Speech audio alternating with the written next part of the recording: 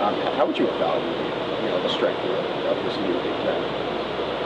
Yeah, I think, it's interesting because there's this battle going on right now out, in terms of the narrative of college football, of who should be in, right? We talked about this before.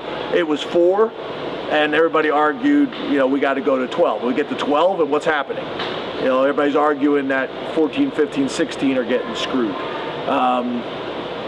And we talked about the basketball tournament, right? How many's that? And what happens there? 69, 70. So this is part of it. But I'll say this. I mean, obviously I'm concerned about Penn State, and obviously I'm concerned about the Big Ten. But I'm one of the few guys that have been a head coach in both conferences. And to me, the right thing to be talking about is the 2 best conferences in all of college football is the Big Ten and the SEC. And we should have the most teams in. I don't think there's any question to that.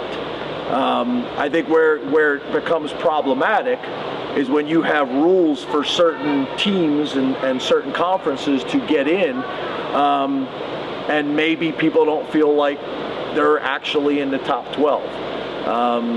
So I get it. We're fortunate. We're part of the 2 conferences that I think everybody would agree are the 2 strongest conferences. I don't think we need to take shots in the Big Ten at the SEC because that's been proven over time, and I don't think the SEC should be taking shots at the Big Ten. We're in a really, really good position, both conferences. I don't think there's any argument there. And the reality is, whether people's feelings are hurt or not, these 2 conferences need to have, the biggest number and the biggest presence in the playoffs because we've earned it throughout the season.